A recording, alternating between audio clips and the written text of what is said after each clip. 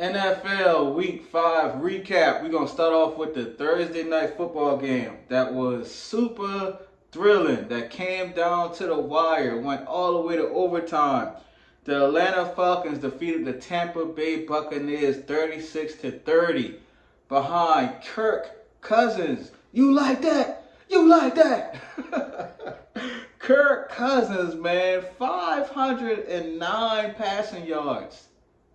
509 passing yards, 4 touchdowns, 1 interceptions. Cousins was cooking. Like, bro went crazy, man. Like, that game was intense. It was back and forth. You got Darnell Mooney. I want to talk about Mooney just for a quick second because the Chicago Bears just kind of gave him away. And we know the old saying, one man's trash is another man's treasure. Mooney has gone to the Falcons and he looks like he's a top 30 receiver, top 20 receiver. He's doing this mostly on the outside on the perimeter, which is crazy because we all thought, he's a slot, receiver, he's a gadget guy, but he's on the outside, giving people work. 9 catches, 105 yards, 2 touchdowns. Like, bro went ham. And this Atlanta offense, like, he looks like a rejuvenated player, like, for real. And then on the Tampa Bay side, Baker had a good game. 180 yards, 3 touchdowns. The great Mike Evans, 5 catches, 62 yards, 2 touchdowns. It was back and forth. This NFC South matchup was really exciting to kick off the week. I ain't even going to hold you. It was one of the best games I've seen all year. And it was fun to watch. It really was. And so now can Cousins sustain that kind of play for the entirety of the year? That's the question. Now, obviously, you're not going to throw for 500 passing yards every week, but to be clutch when it matters the most, like, Cousins really balling in Atlanta, and it's going to be interesting to see if they can keep this thing going. Get Bijan going, because when you watch Bijan Robinson play, he didn't have a great game statistically, but we all got 2 eyes, bro. We can see how talented Bijan is, but he hasn't really gotten it going for real. So when Atlanta really puts it all together, especially on the offensive side of the field, Drake London in the slot, they got their 6-foot receiver in the slot doing work. Like, the OC in Atlanta had a great game plan Thursday night, and it was fun to watch. And then we move on to one of the most exciting games Sunday. The Baltimore Ravens, another game that went into overtime, defeated the Bengals 41 to 38. And if you haven't seen that play from Lamar Jackson, you need to check it out. Of course, I put it, on my platform. Like, Lamar Jackson is just different, bro. Like, he makes plays that just should not be made. The dude is so talented, so efficient. He went 26 of 42, over 300 yards and 4 touchdowns.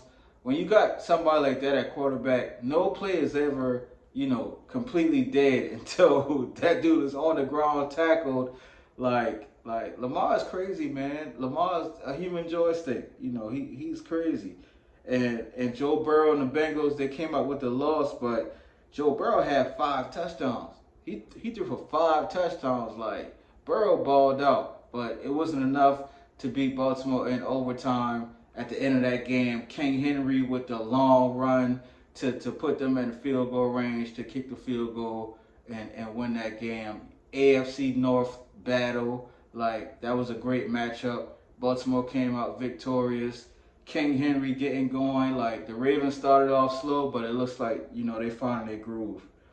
And then the Sunday night football game, 2 of the most illustrious brands in the NFL, the Dallas Cowboys versus the Pittsburgh Steelers.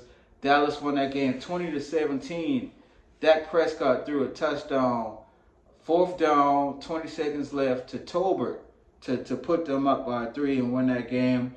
And during that game, TJ Watt got his 100th career sack, and he is the second fastest player in NFL history to reach 100 career sacks behind the legendary Reggie White.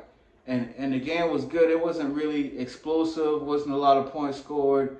But like I said, you get 2 of the most prestigious brands in the NFL going head-to-head, Cowboys, Steelers. Always a good matchup when that happens. In the Monday Night Football game, the Kansas City Chiefs defeat the New Orleans Saints 26-13. Mahomes over 300 yards.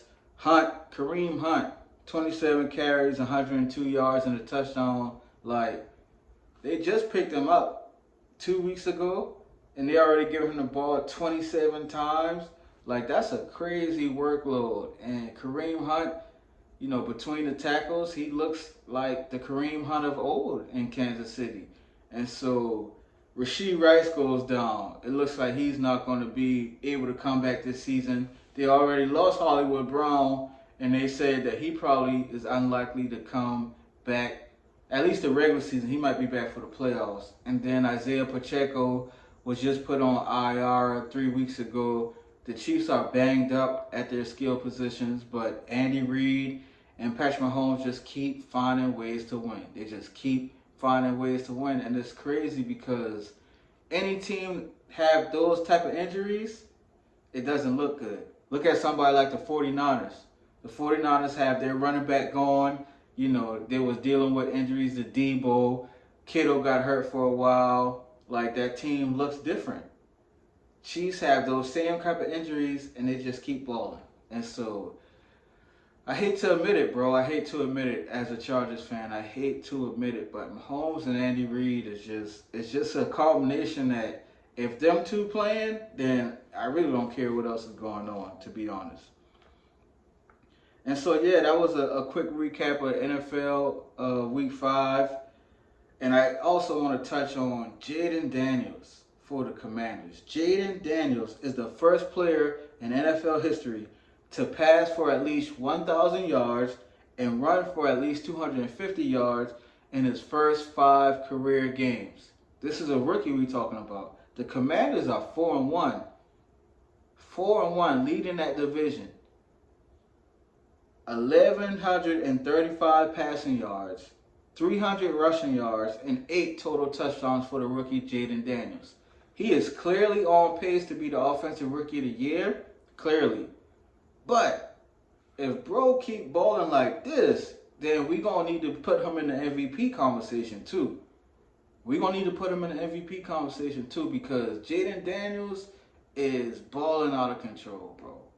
He is balling out of control. And I'm like, I'm trying to be hesitant. I'm trying not to really go there with him yet because he's a rookie. Like, he's literally only played 5 games in the NFL, but the eyes don't lie. The eyes don't lie. These passes that he making is crazy, man. He gets a turnover. He don't flinch. He don't care. He keep going.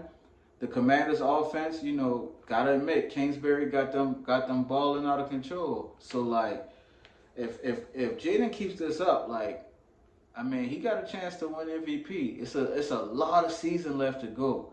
So I be trying not to get too hyped too early. I really do, but we just saw C.J. Stroud light it up last year as a rookie, and Jayden Daniels is doing the same thing. So we'll keep watching the Commanders. We'll keep watching Jayden Daniels to see how it progresses.